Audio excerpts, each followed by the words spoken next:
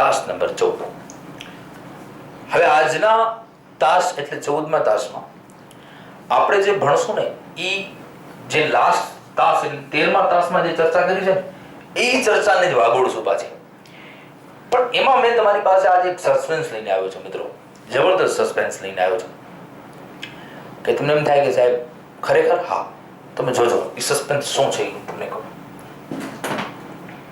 તો મેં એક બેઠો તો ફ્રી બેઠો મેં એક ઓબ્ઝર્વેશન કર્યું મિત્રો. હવે મેં તો આમ તો હું મારી માથે જસ્ટ લઉં છું, બાકી તો વૈજ્ઞાનિકો કરી ગયા છે, પણ હું એક લઉં કે ચલો હું નવરો બેઠો હતો તો મેં મને વિચાર આવ્યો કે યાર આપણે એની એટલે શું મિત્રો વક્રી ભાવના. અને જ્યારે કોઈ વક્રી ભાવનાની બીજા કોઈ માધ્યમની સાપેક્ષે વાત ન થતી હોય એટલે હું એમ કહું કે ચલો Na એટલે તમે સમજી ગયા છો એર, હવાનો વક્રી ભાવના, પણ બીજા કોઈ માધ્યમની વાત નથી એટલે બીજું કોઈ માધ્યમ ન હોય તો શૂન્યાવકાશ નહીં. અને જ્યારે શૂન્યાવકાશની સાપેક્ષે વક્રી ભાવનાંક હોય તો એ નિરપેક્ષ વક્રી ભાવનાંક હોય. ઓકે, તો હું એક વાત કરું મિત્રો, હવાનો વક્રી ભાવનાંક. હવે આપણે વક્રી ભાવનાંક જ બોલશું હો, નિરપેક્ષને પણ વક્રી ભાવનાંક જ બોલશું ખાલી. તો ENA બરાબર કંઈક 1.004 છે કે 04 છે, આવો કંઈક છે. પછી આપણે મિત્રો કાચનો વક્રી ભાવનાંક જોઈએ તો આપણે જોયો એન ગ્લાસ કંઈક હતો 1.52. ઓકે, પાણીનો વક્રી ભાવનાંક એન વોટર બરાબર કંઈક 1.33 હતો. હીરાનો વક્રી ભાવનાંક હતો એન ડાયમંડ 2.42 કદાચ. બરાબર, હવે બાકી આગળની તો શોધી નથી મેં, પણ આનો મને ખબર હતો કે જોજો ધ્યાનથી ભણજો આનો વક્રી ભાવનાંક. આમાં મેં હીરામાં પ્રકાશનો વેગ જોયો તો કંઈક 3 × 10⁸. બરાબર ને, હીરામાં પ્રકાશનો વેગ 3 × 10⁸, લગભગ કેના જેટલો શૂન્યાવકાશ જેટલો. અને આનું મેં છેલ્લે શોધ્યું હતું તમને ખ્યાલ હોય તો. હા, હીરામાં સોરી હવામાં અહીંયા હીરામાં પ્રકાશનો વેગ કંઈક મેં શોધ્યો હતો. કેટલો હતો મિત્રો? કંઈક ભૂલતો હું તો 1.2 × 10⁸ મીટર પ્રતિ સેકન્ડ. આમાં મને શોધવું પડે એટલે હું લખતો નથી, ખ્યાલ ન હોય તો કેવી રીતે લખી શકીએ, શોધીને કેવું પડે. યસ, આનો ખ્યાલ છે આપણે કાચનો. હા, કાચનો ખ્યાલ છે. કાચમાં પ્રકાશનો વેગ આપણે ખ્યાલ છે મિત્રો 2 × 10⁸.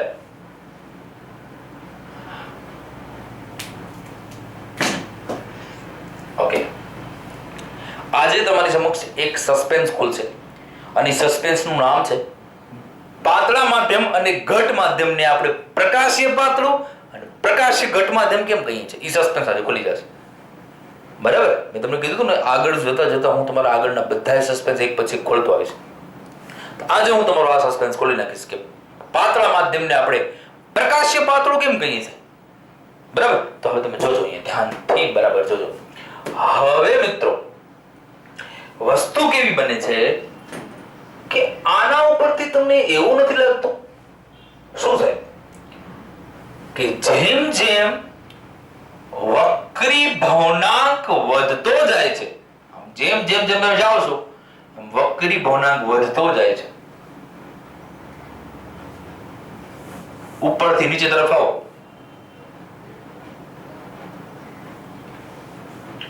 .00452. પાણીનો વક્રી ભાવનાંક મને ખબર નથી, કાઢી નાખી. વક્રી ભાવનાંક હોય ને ખોટે ખોટું આપણે એને વચમાં રાખો. જેમ જેમ તમે આમ જાઓ છો એમ તમે જો વક્રી ભાવનાંક વધતો જાય છે. વધતો જાય છે કે નથી વધતો જતો? હા સાહેબ, વધતો જાય છે.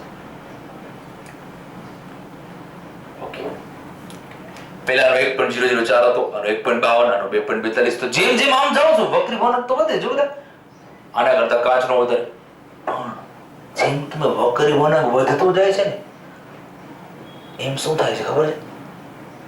વેગ ઘટે છે. તો વક્રી વળાંક વધ્યો,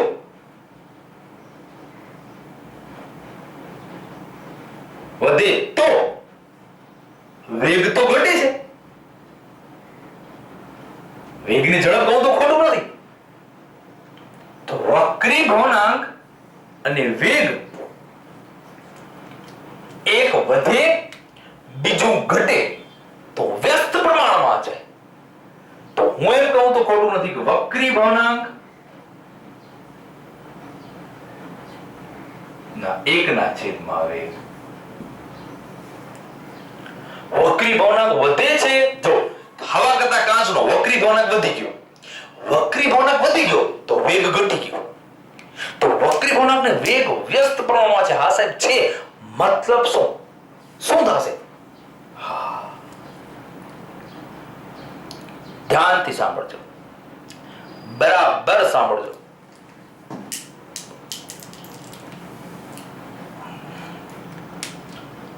જોજો ધ્યાનથી. વક્રી વળાંક વધે તો વેગ ઘટે છે, અને જો વેગ ઘટી જાય, વેગ એટલે ઝડપ ઘટી જાય તો એ માધ્યમ કેવું હશે?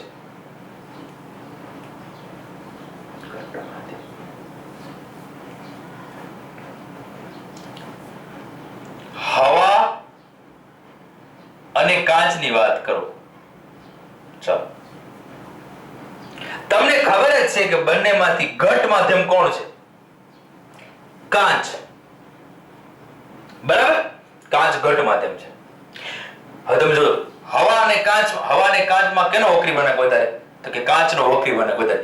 વક્રી વળાંક વધ્યો તો વેગ શું થયો? ઘટી ગયો. અને વેગ ઘટે તો માધ્યમ કયું હોય? ઘટ માધ્યમ.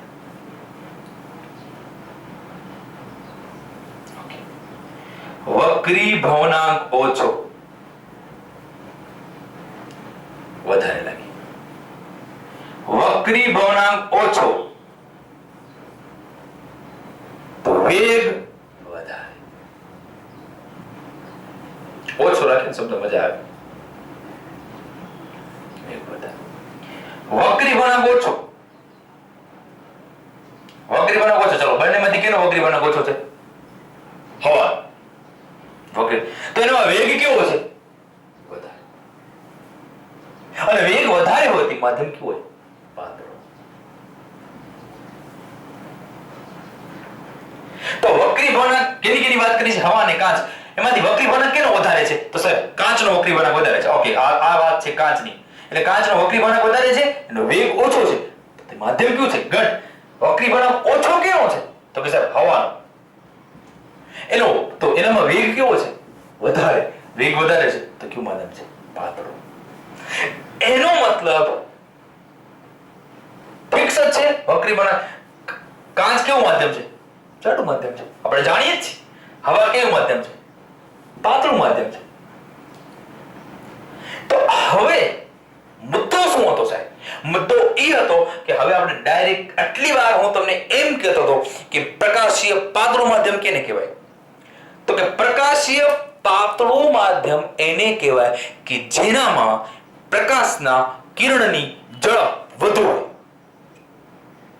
એમ કહેતો હું તમને કે પ્રકાશીય પાતળું માધ્યમ કેને કહેવાય? કે પ્રકાશમાં પાતળું માધ્યમ એને કહેવાશે કે પ્રકાશના કિરણની ઝડપ એટલે વેગ વધુ હોય એને પાતળું માધ્યમ કહેવાય. ઘટ માધ્યમ કેને કહેવાય? તો કે જેમાં પ્રકાશના કિરણની ઝડપ ઓછી હોય એને કહેવાય ઘટ માધ્યમ. પણ પ્રકાશના કિરણની ઝડપ વેગ માપવા કોણ જશે? નહીં જવાય ને. જવાશે? નહીં જવાય. એટલા માટે હવે આપણે ડાયરેક્ટ શું કરશું ખબર છે મિત્રો? કે જેનો વક્રી વળાંક વધારે એ કેવું માધ્યમ? ઘટ માધ્યમ. ઘટ નહીં, પ્રકાશીય ઘટ. કારણ કે અહીંયા ચર્ચા કેની થઈ? વક્રી ભાવનાંકની ચર્ચા થઈ. એટલે જેનો વક્રી ભાવનાંક વધારે એ ઘટ માધ્યમ, જેનો વક્રી ભાવનાંક ઓછો એ પાતળું માધ્યમ. સમજ્યા? એટલે હવે તમારે વેગની મગજમારી કરવાની જ નહીં, તમારે ખાલી એટલું જ બોલવાનું, જેનો વક્રી ભાવનાંક વધારે, જેનો વક્રી ભાવનાંક વધારે તે પ્રકાશીય ઘટ માધ્યમ, જેનો વક્રી ભાવનાંક ઓછો તે પ્રકાશીય પાતળું માધ્યમ. વાત બધી ક્લિયર છે? આ વાત સાબિતી હજી તમને આપું, જો હજી સાબિતી આપું તમને. આટલી વાત સમજાઈ? ઓકે, આ લખજો. હા તમે જો, તો હું એમ કહીશ,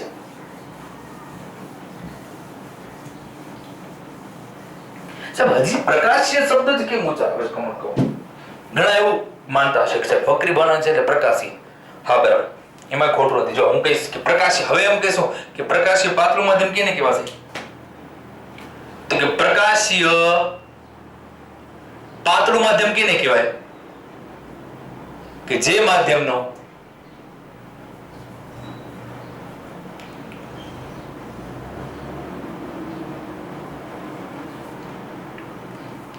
કોઈ બે માધ્યમની વાત થતી હોય, એમાં બે માધ્યમમાંથી જે માધ્યમનો વક્રી ભાવનાંક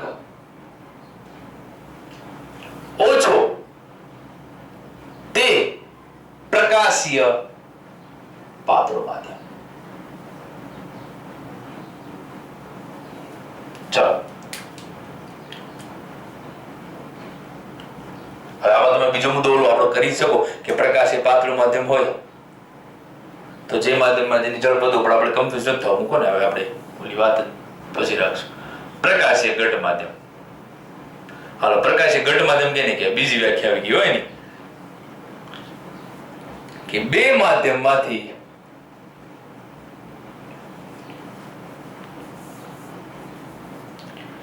જે માધ્યમનો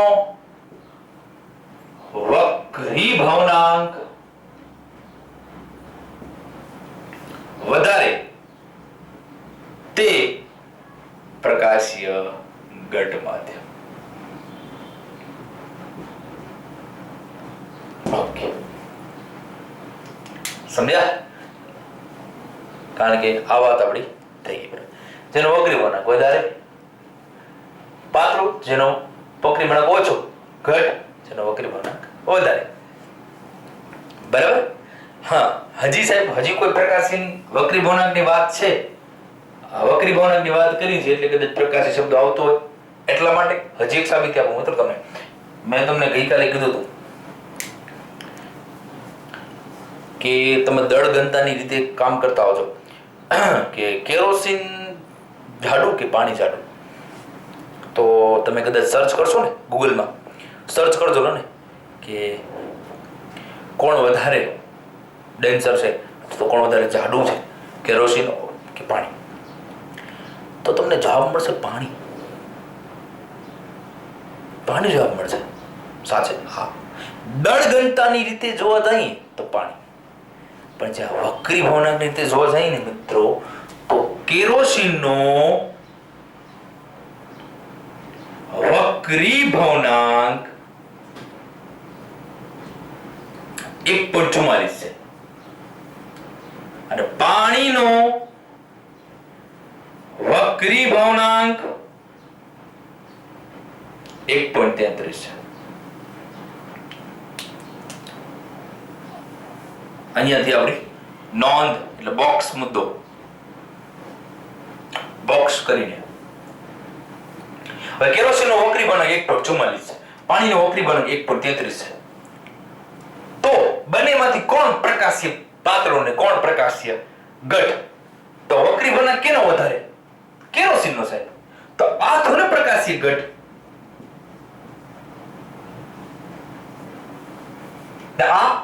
આ પ્રકાશીય પાતળું.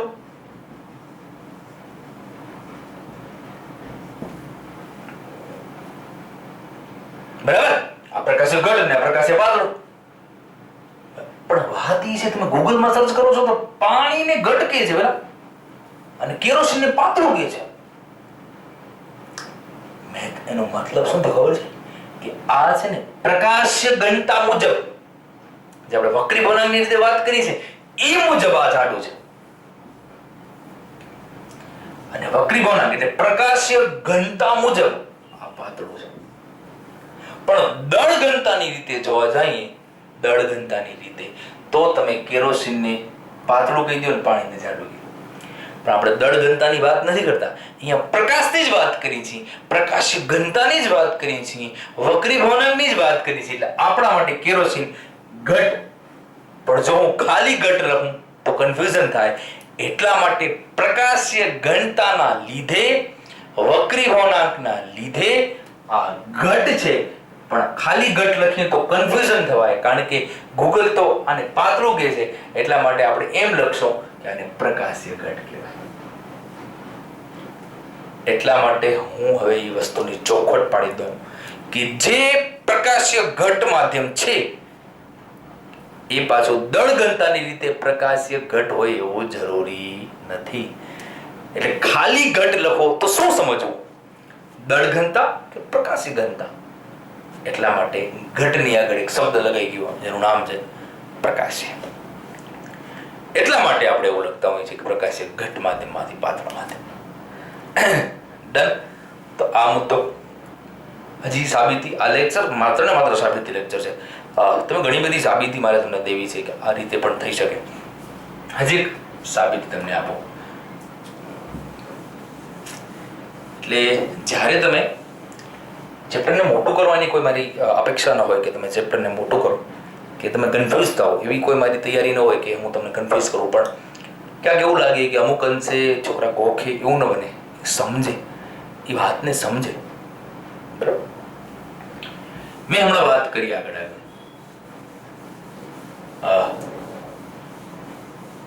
શું વાત કરી મિત્રો? ખ્યાલ છે મેં એવી વાત કરી કે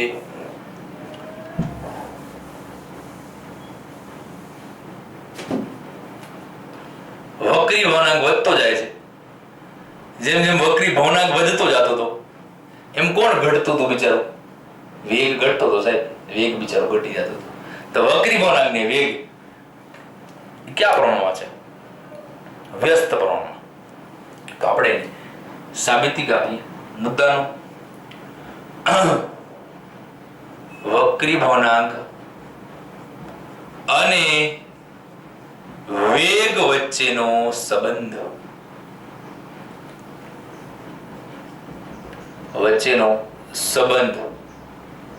સાબિતી.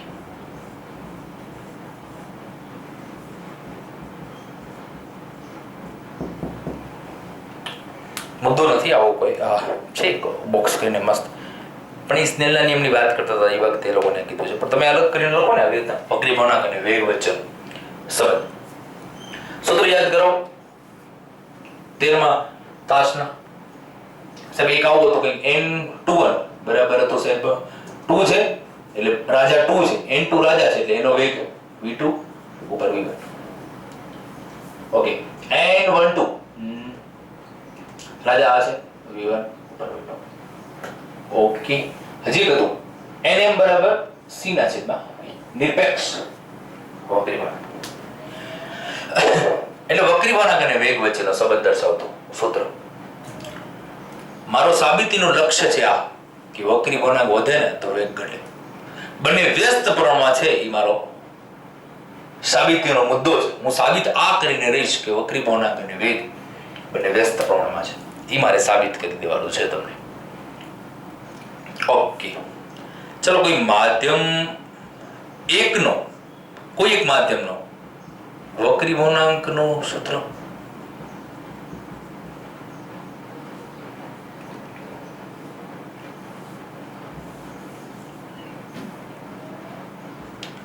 માધ્યમ એકનો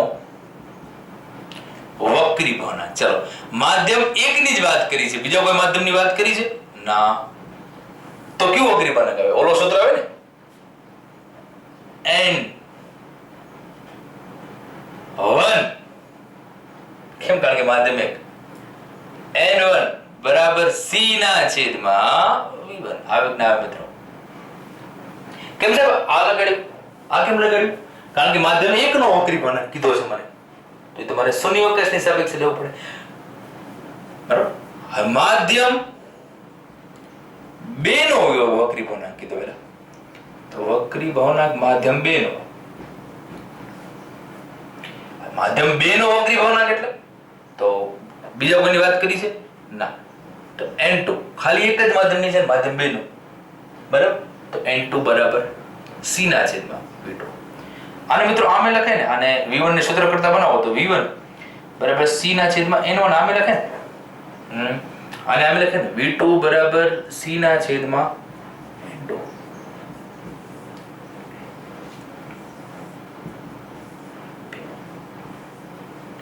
ઓકે બરાબર. હા ચાલો, હવે એવું કીધું હતું માધ્યમ બે નો એકની સાપેક્ષે વક્રી ભવનાંક કયો મિત્રો? કયું સૂત્ર આવશે? ચલો કયો તો. આ આવશે? ના. આ આવશે? નહીં. બે નો એકની સાપેક્ષે એટલે આ આવશે. ચલો n21 બરાબર v1 ના છેદમાં v2. બરાબર. 3 સમીકરણ 1 અને 2 ની કિંમત 3 માં મૂકો તો ક્યાં? v1 ની જગ્યાએ અહીંયા કિંમત મૂકો, v2 ની જગ્યાએ અહીંયા મૂકો તો શું બનશે? n21 બરાબર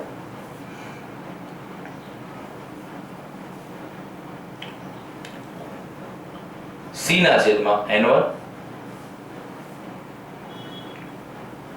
અને c ના છેદમાં n2. આને આમ લખાય c n1 છેદમાં ગયો ગુણ્યા આ c n2 અંશમાં ગયો, c ઉડી ગયા, જવાબ શું આવ્યો? n21 બરાબર n2 ના છેદમાં n1. સમીકરણ નંબર 6. હવે સમીકરણ 3 અને 4 પરથી તમે શું લખી શકો?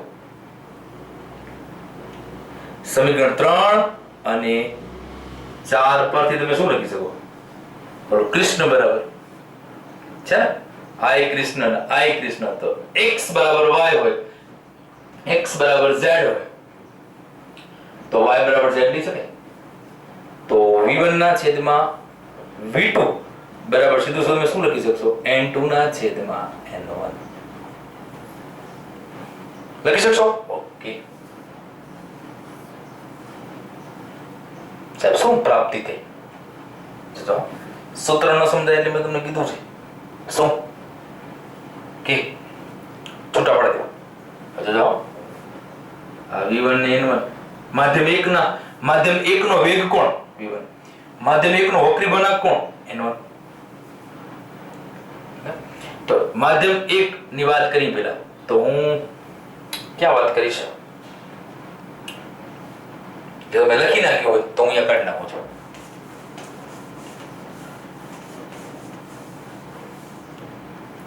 આ સૂત્ર પરથી માધ્યમ 1 માટે છૂટા પડો તો માધ્યમ 1 માટે તો કે v1 1 ના છેદમાં n1, કારણ કે માધ્યમ 1 માટે v1 ને n1 બંને ક્યાં પ્રમાણમાં છે? વ્યસ્ત પ્રમાણમાં. ચલો માધ્યમ 2 માટે છૂટા પડો તો એટલે સાહેબ અહીંયા છે 1 ના છેદમાં v2 અને સામે છે અંશમાં n2 સોરી, તો આને આમે લખે ને,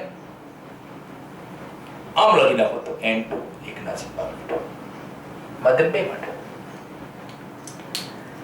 તો v1 એટલે કોણ? વેગ. n1 ઇન ધ સેન્સ કોણ? વક્રી ભવનાંક. બંને કયા પ્રમાણમાં છે?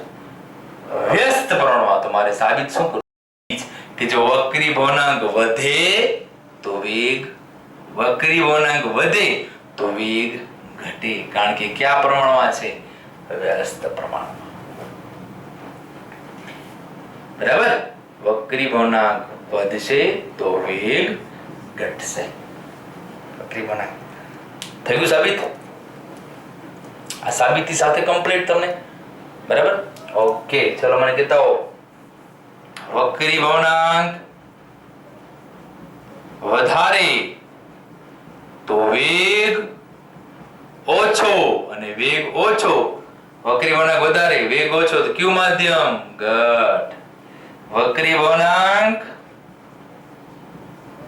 ઓછો વેગ વધારે તો કયું માધ્યમ? પાતળું માધ્યમ. પણ કયું? પ્રકાશીય. શું કરવા વાત કરી ખબર ને? કેરોસીન ને પાણીની થોડી આગ લાગી એવું કામકાજ છે, એના ઉપરથી આ વાત થાય છે. હવે આપણે સાબિતી કરી ચૂકી છે હજી સુધી 2 લેક્ચર દરમિયાન. આપણે જેટલું શીખ્યા,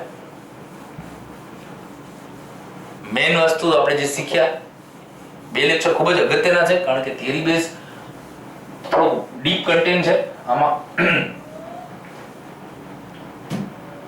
હજી સુધી આપણે જે શીખ્યા છે એ એવી વાત છે કે સાપેક્ષ વક્રી વળાંકથી ચાલ્યા હતા. પહેલા તો કે જ્યારે પ્રકાશનું કિરણ એક માધ્યમમાંથી બીજા માધ્યમમાં પ્રવેશે છે ત્યારે તરંગ લંબાઈ અને વેગમાં ફેરફાર થાય છે. તરંગ લંબાઈમાં કેમ તરંગ લંબાઈ શબ્દનો ઉચ્ચાર કર્યો છે એ મેં તમને કીધું.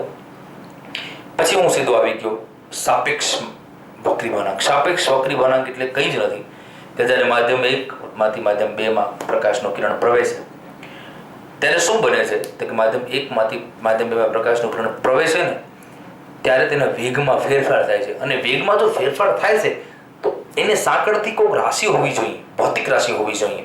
તો સાંકળતી ભૌતિક રાશિ એટલે વક્રી વળાંક. માધ્યમ 2 નો માધ્યમ 1 ની સાપેક્ષે વક્રી વળાંક હોય તો એને સાપેક્ષ વક્રી વળાંક જેવો ઉચ્ચાર કરીએ આપણે તો નિરપેક્ષ વક્રી વળાંક કેને કહેવાય? કે જ્યારે કોઈ માધ્યમનો શૂન્યાવકાશની સાપેક્ષે વક્રી વળાંક લેતો હોય તો શૂન્યાવકાશની સાપેક્ષે જ્યારે તમે વક્રી વળાંક લો છો ત્યારે એને નિરપેક્ષ વક્રી વળાંક કહેવામાં આવે છે. બરાબર. હવે નિરપેક્ષ વક્રી વળાંકની આપણે વાત કરતા હતા, અહીંયાથી વક્રી મેં કીધું કે હવે જ્યારે હવાનો વક્રી વળાંક, પાણીનો વક્રી વળાંક, હીરાનો વક્રી વળાંક, આ બધાનો અર્થ શું થાય એ પ્રશ્ન આપણે કર્યા તમારી સમક્ષ, મને જવાબ પણ આપ્યા. બરાબર. હવે જ્યારે એમ લખ્યું કે હવાનો વક્રી વળાંક આટલો છે 1.0004 તો હવાનો વક્રી વળાંક 1.0004 છે. બરાબર. પણ એ કયો વક્રી વળાંક સમજશો? ખાલી હવાની જ વાત છે ને એટલે નિરપેક્ષ વક્રી વળાંક. બરાબર. પાણીનો વક્રી વળાંક તો નિરપેક્ષ વક્રી વળાંક. એ વાત કરતા કરતા કરતા આપણે થોડાક આગળ આવ્યા તો આપણે એ જાણવા મળ્યું કે જેમ જેમ જેમ જેમ વક્રી વળાંક વધે છે ને એમ વસ્તુ એ બને છે કે વેગ ઘટતો જાય છે. વક્રી વળાંક વધે તો વેગ ઘટે છે. વેગ એટલે ઝડપ ઘટે છે. વક્રી વળાંક વધે, વેગ ઘટે, ઝડપ એટલે મતલબ કે વક્રી વળાંક વધારે હોય તો વેગ ઓછો હોય, વેગ ઓછો એટલે ઝડપ ઓછી હોય, અને ઝડપ ઓછી હોય તો એ ઘટ માધ્યમ હોય. એટલે સીધું કહી શકાય કે વક્રી વળાંક વધારે, વક્રી વળાંક જેનો વધારે તે ઘટ માધ્યમ, વક્રી વળાંક જેનો ઓછો તે પાતળો માધ્યમ.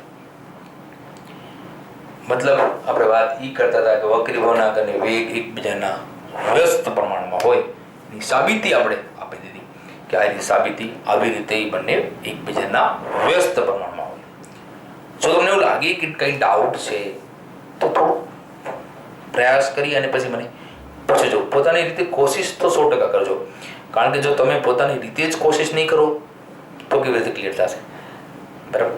તો આ મુદ્દા સાથે આપણે ઈ નક્કી કરી ચૂક્યા કે હવે આપણે પાતળા અને ઘટ, પ્રકાશ્ય પાતળું અને પ્રકાશ્ય ઘટ એમ કહેવાની જરૂર નથી કે જેનામાં ઝડપ વધારે હોય ને જેનામાં ઝડપ ઓછી હોય.